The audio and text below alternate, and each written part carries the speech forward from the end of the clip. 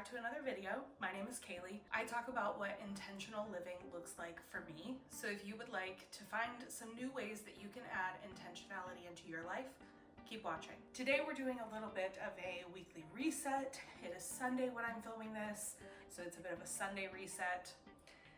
I need to make some bread. I am going to make some treats for my dog out of sweet potatoes. I need to do some laundry, clean the bathroom, just kind of reset our space and get us prepped for the week ahead. I'm not going to do a ton of meal prepping today other than baking the bread really, because I still need to do another grocery shop. My husband actually just got back from the store, but I also need to hit up Trader Joe's for some very specific items for the rest of the week. So let's just jump right in. The bread I make is an artisan loaf, so it is just flour, yeast, salt, and water. It's incredibly simple. It's so easy and it's still very delicious. I lived in Europe for a few years, and when I got back to the States, I was unable to eat really any of the bread that they had in the store except for sourdough, which is incredibly expensive at the store. So I started making this back at the end of 2023, and we have not bought any store-bought bread since. Let's make the bread. So I make my bread with all-purpose flour, and I use 3 cups of flour. This loaf is one that I saw Lily Lute on Instagram make, and I have been making it ever since I saw that video. It made bread feel a lot more approachable, and we really don't eat anything else. I would love to start a sourdough journey, but it's terrifying to me. So for now, we do the artisanal loaf. So we've got 3 cups of flour, and then we have a cup and a half of hot water over to the side. I use 2 1/4 teaspoons of active yeast. Her recipe calls for only 2, but I add the 4th because that's what it says to do on the yeast container, and I just want to make sure that I don't mess anything up. I also add roughly 2 teaspoons of salt.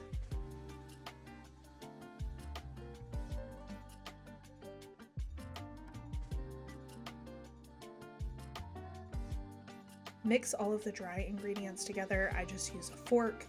I am tempted to get a Danish dough whisk, but it's not necessary. And then I create a little bit of a hole in the center of the dry ingredients and then pour my warm water in the center and set that off to the side for 15 minutes.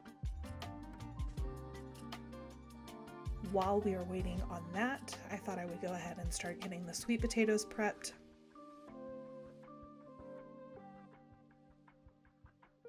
Always wash your veg first. Now that I have made these, I do wish that I had cut them a little bit thinner or cooked them a little bit longer, because there were a few that were still quite wet in the center, and you want them to become more dry and chewy, not crispy, but chewy.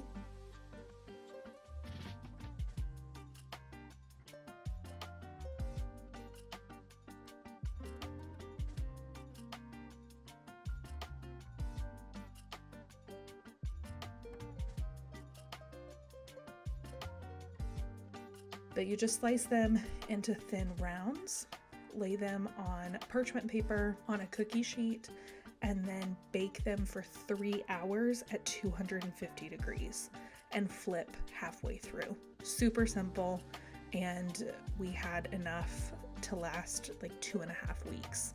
And we put them in an airtight container and stored them in the fridge, which you'll see a little bit later.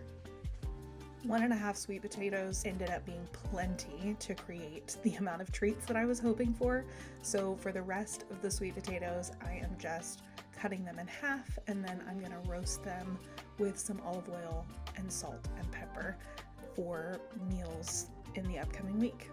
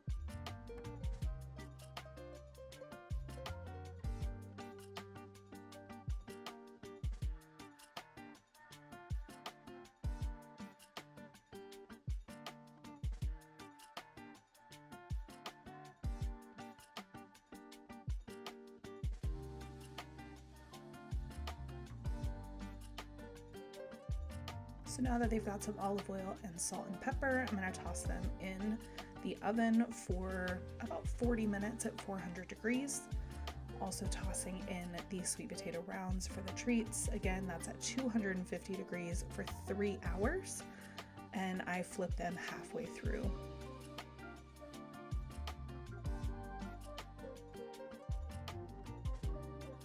And now that our yeast has had some time to settle in with the ingredients, I just take my fork and start to incorporate the liquid into the dry ingredients, slowly bringing in some more of the flour mixture from the outside kind of into that little hole that I created in the center.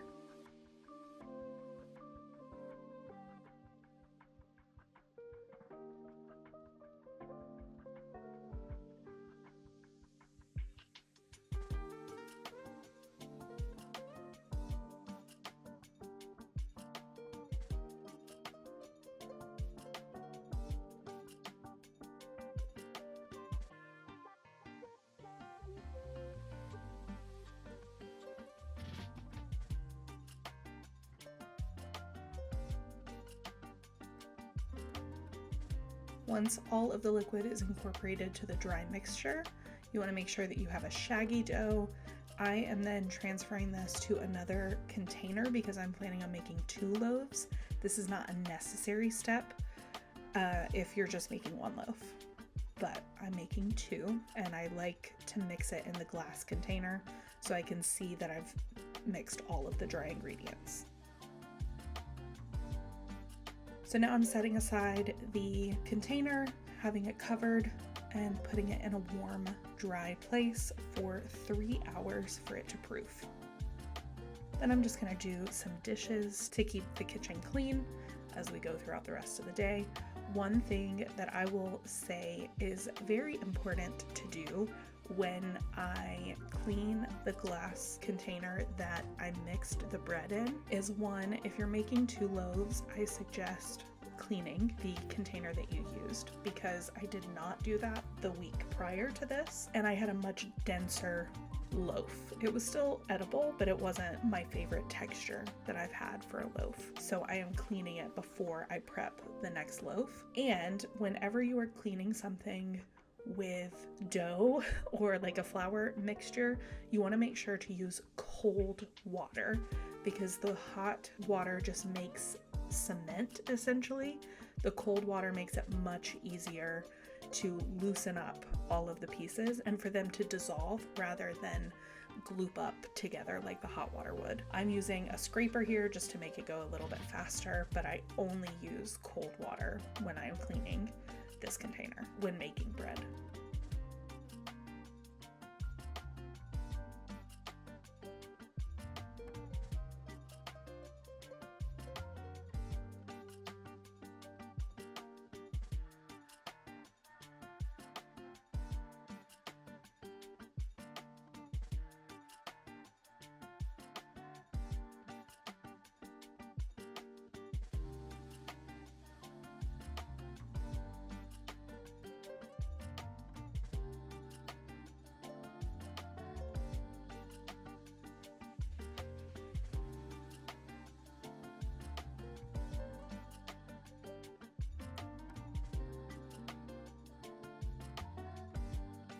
So now we can prep for the second loaf. Same process, 3 cups of flour. You'll see that I use a 1/3 cup measuring tool.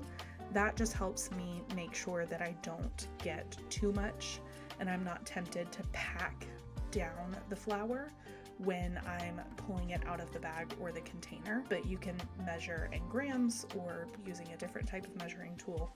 The 1/3 cup also fits into the mouth of this container really well.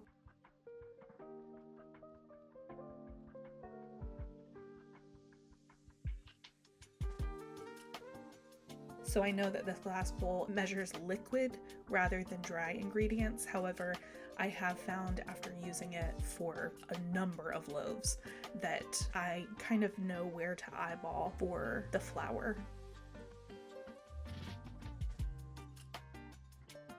So again, 2 1/4 teaspoons of dry yeast, and then around 2 teaspoons of salt.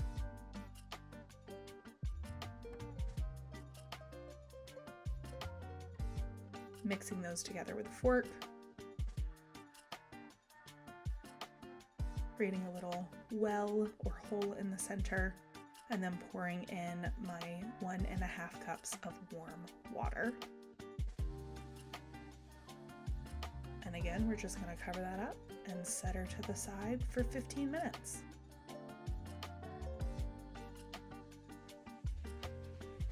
Whenever I'm doing tasks, whether that's cooking or cleaning or prepping bread, I always try to use wait time as a time to get some more tasks done, because it feels like I'm maximizing my time and I'm actually spending less overall time doing the tasks.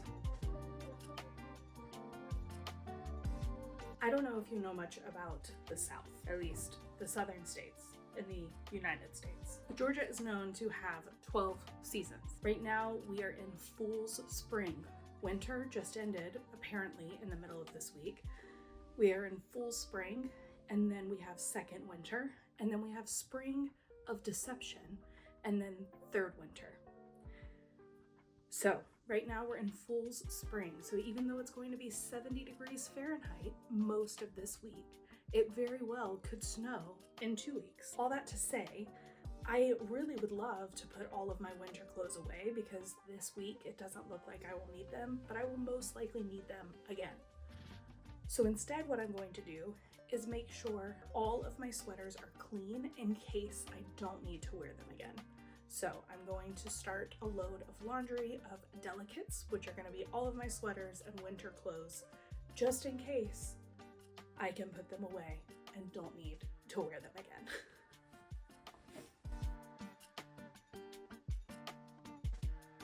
So it did indeed snow about 2 weeks later.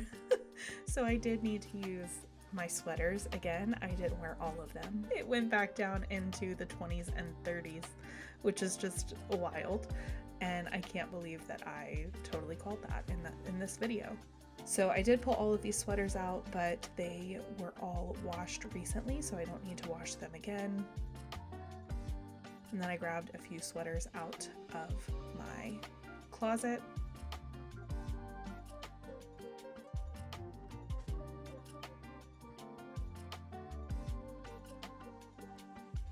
I will also be doing a video switching my wardrobe over from fall and winter to spring and summer, so keep a lookout for that. So the night before this Sunday reset, I actually already washed our sheets, and we only have one set of pillowcases just because I don't feel like we need to, but that did mean that they were not dry before we went to bed last night. So right here, the reason that I'm not taking off the sheets is because they were put on the night before, and just now putting the dry pillowcases back onto all of our pillows. And yes, all of these pillows get used every single night. My husband said, you'll have to tell them that you're a minimalist, but not when it comes to pillows. And then he proceeded to go around the house and count all of the pillows that we have. So in an upcoming video, I think you'll see how many pillows we also have on our couches. I have a lot of back problems, and so I need support both when I'm laying in bed and when I'm on the couch. Therefore, we have a lot of pillows, but they all get used. We don't have any decorative pillows on our bed because that would be overkill, but all of these pillows do get used. And my husband would like me to clarify that only 2 of the pillows are his and the rest are ones that I use. We have a king bed, and my husband gets so hot when he's sleeping, and I cannot sleep if I get too warm. So we actually sleep with these 2 body pillows in between us every single night, and we just kind of touch each other's arms over the pillows if we need some physical touch while falling asleep. But other than that, all of these pillows are mine, and my back is grateful for it every single night. So no shame.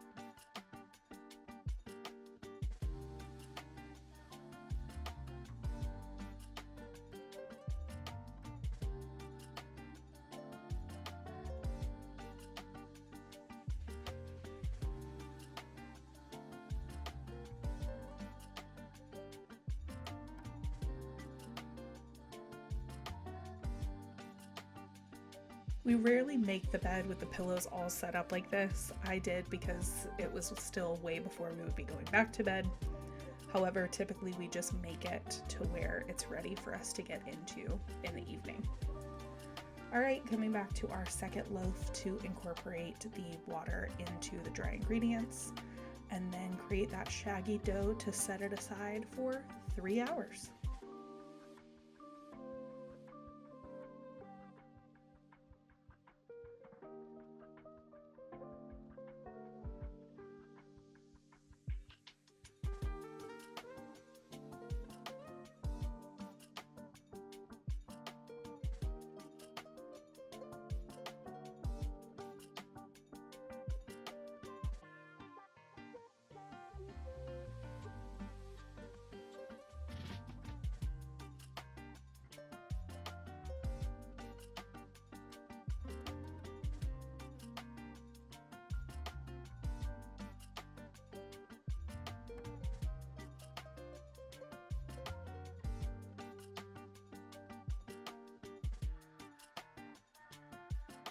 So this loaf I am not going to move into another container because it's totally fine to just stay in this one.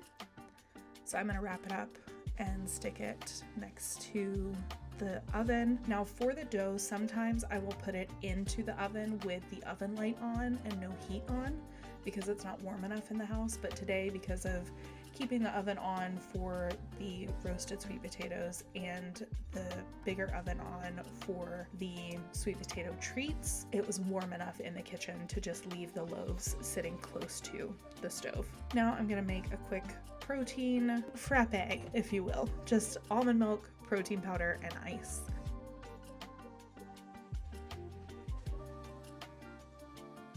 I don't love this protein powder. It's from Aura Organics. And it's a plant-based protein powder, but I don't love it. And honestly, once it's done, I'll probably switch back to a whey-based protein, which I typically get from a company called My Protein. It's much better, and even though I don't really eat meat, the whey protein doesn't seem to mess with my stomach the way that actual meat does. So I'm gonna probably switch back because it's much tastier and blends a lot better.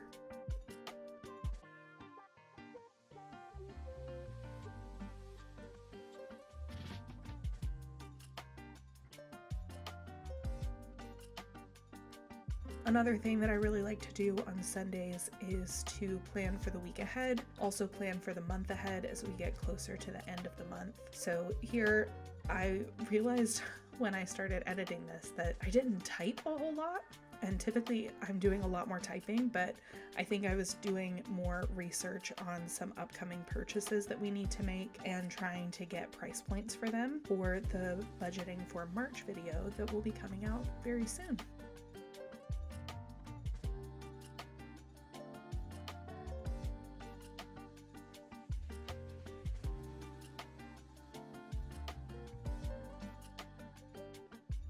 My husband was editing one of my other videos and I was asking him some questions about different editing techniques.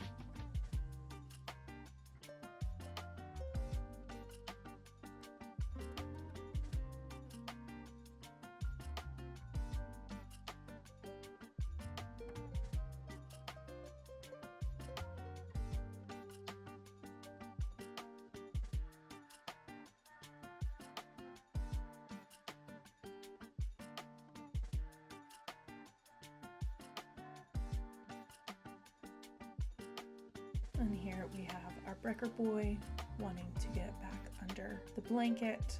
I'm telling you, this is where he would live if he could. And why when I'm sitting on a couch, especially if I'm home alone, he has to be under a blanket or he would be unhappy the entire time I was filming. So the roasted sweet potatoes have had enough time to cool, so I'm just transferring them to a container.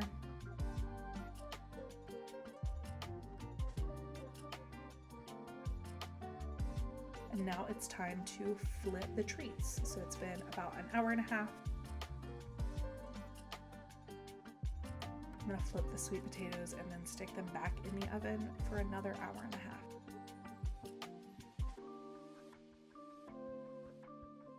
Some of those larger rounds are the ones that were a little bit too thick. They still worked fine. We still used them. I'm also putting it on the bottom rack instead of the top just because I don't want it to get too crispy.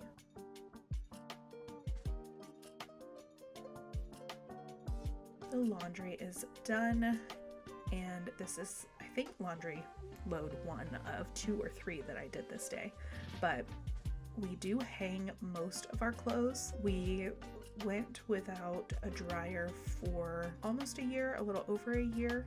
But then when we moved into the apartment, it came with a dryer, so we do use the dryer for socks and underwear, and then other clothes that aren't sensitive to heat, and for our towels and sheets. When I lived in Europe, I did not have a dryer for 2 whole years, and I used a larger version of this same drying rack for everything: my bedding, socks and underwear, towels, clothes, all the things. And it was totally fine and actually kept the integrity of all of the items better for a longer period of time. And so we still hang the majority of our items, especially items that might wear down faster if they are in the dryer with that much heat.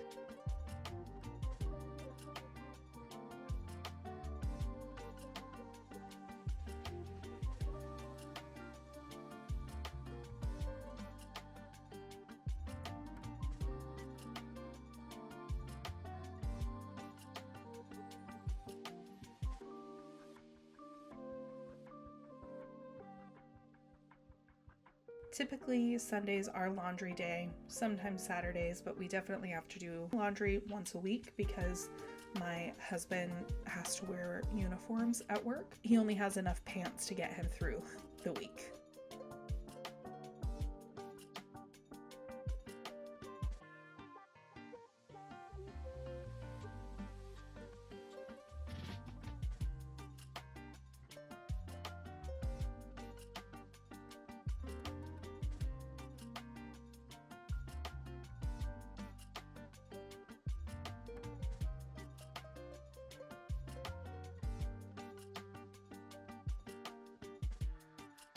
So these are the sheets that got washed the night before. Now I'm just gonna fold them and put them away.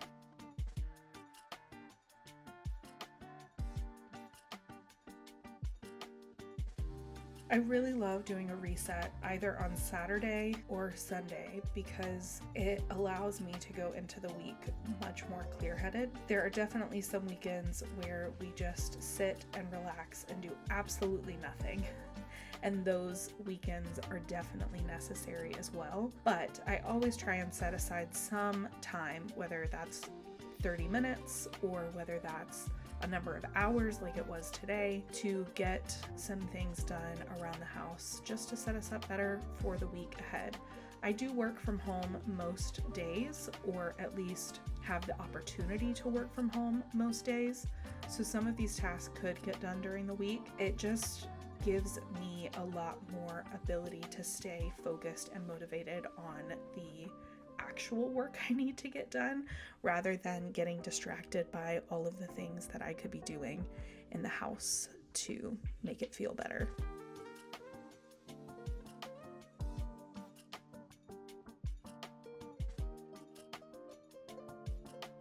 Pulling some laundry out of the dryer, and of course we have little Brecker right behind me waiting on any dropped socks. Socks are his favorite.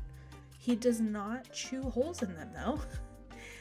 He just likes to run around the house with them because he knows he's not supposed to have them. So whenever he hears the dryer door open, he comes running so that he can attempt to snag a sock.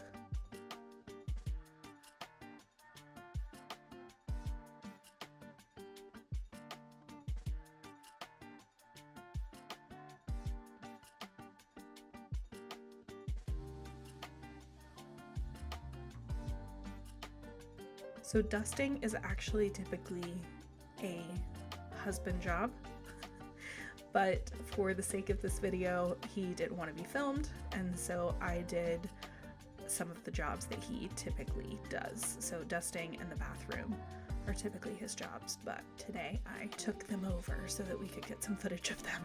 However, I will say I am so grateful that I have a partner that helps with the chores because it was exhausting doing all of these jobs by myself this day. He was still working on things. He was editing some videos for this channel, and he also, like I've said before, is getting his master's degree, so he was doing some homework. But not having him help with some of the domestic chores so that I could film them really showed me how much I appreciate his help around the house.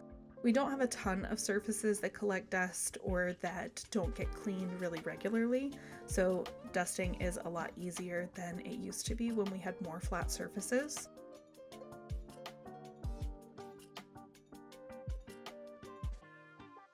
I'm going to be doing kind of an apartment tour and talking about minimalism and what minimalism looks like to us and for us.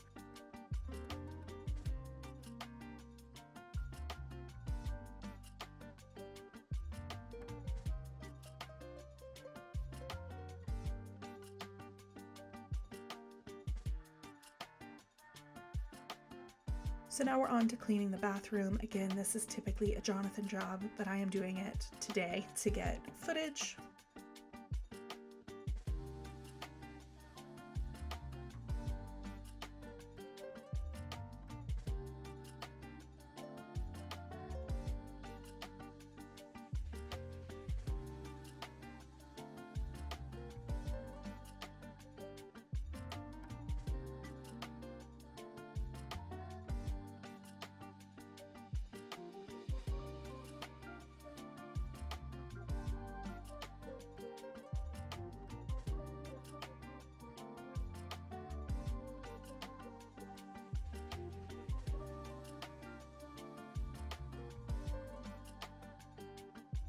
It's also really nice only having one bathroom now. Previously we had two, and each of us used a different one. It does stink not having two sinks anymore, but it is nice for cleaning that we only have the one.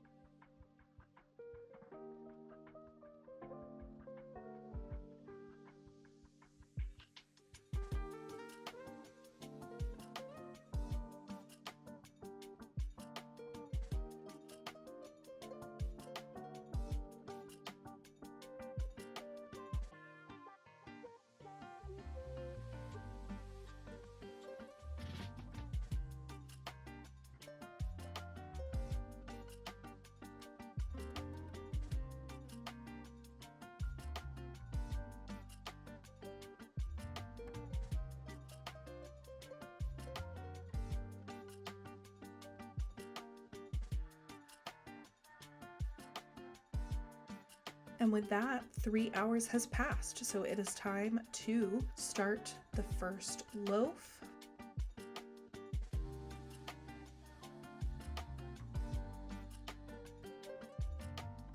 Get your hands nice and floured, punch down the dough, and then pull it apart from the sides.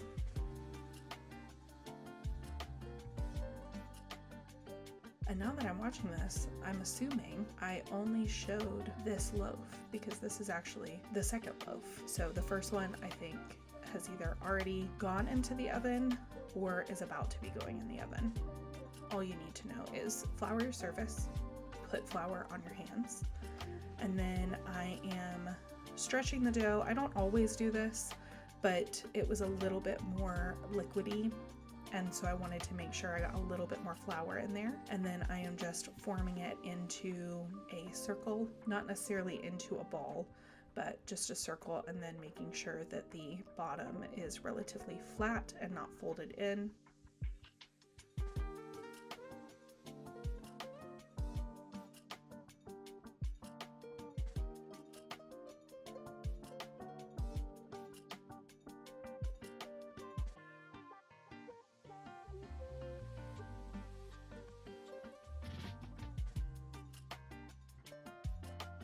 Popping some air bubbles that got created when I punched down the bottom to flatten it, and just making sure that there's flour all around it just so that not too much moisture escapes.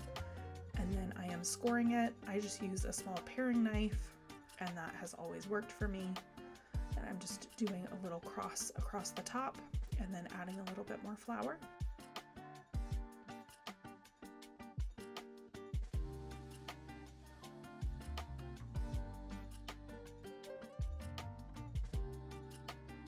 Transferring it to some parchment paper and then dropping it in my Dutch oven, which was preheating in the oven.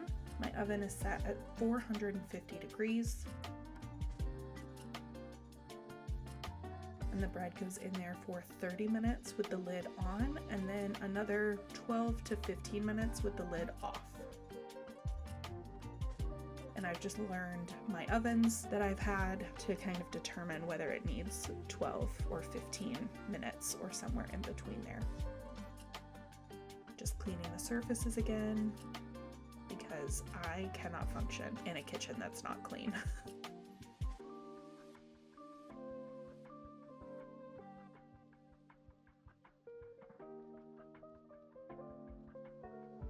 The sweet potato treats are ready, and definitely have to do a taste test after they cooled. He was very excited and started doing all of the tricks he knows before I asked him to dance. The treats are Brecker approved. So they've been cooling for quite a while, and I'm now tossing them into a airtight container to put them in the fridge. Like I mentioned earlier, some of those thicker rounds you can see aren't quite as dry, but they've worked out just fine.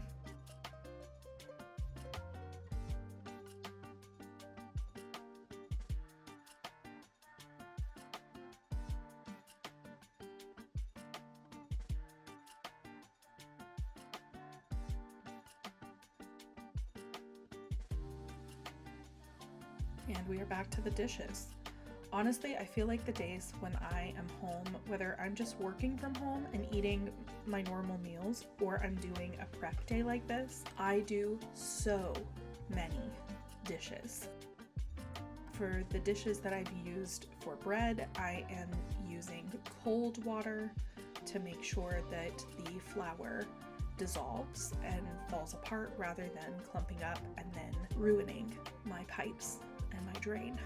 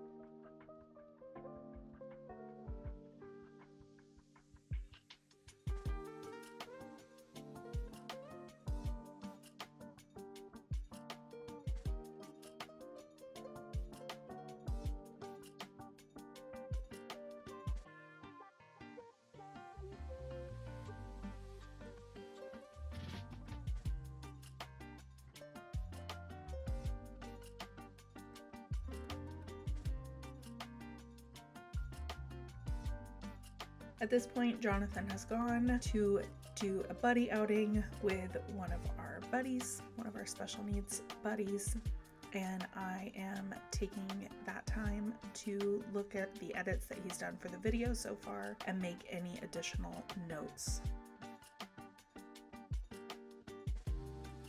Finding a groove with this editing process has been a challenge for the two of us because we have such different ideas of the order in which things make the most sense. And so we are still kind of finding a way to make it happen as a couple, because editing is definitely not my strong suit, but I do know what I want it to look like. I have a vision for the video, and my husband does know how to edit it, but doesn't necessarily fully understand my vision for the video. And his video editing skills come from a much more structured place, and YouTube isn't as structured, so he's also learning to be a little bit more flexible in how things are cut and edited together. But I'm very grateful that he is along the ride, or this would not be happening.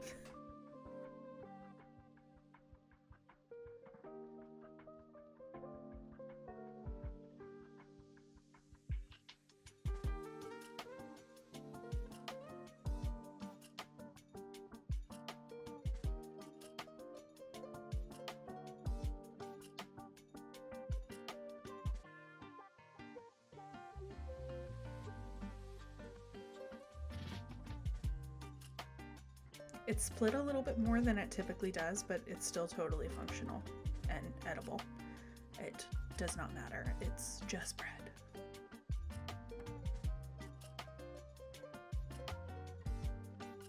And then tossing the Dutch oven back in to stay warm while I prep the second loaf. Had to get a little clip of the boy sunbathing, and then took him for his afternoon walk.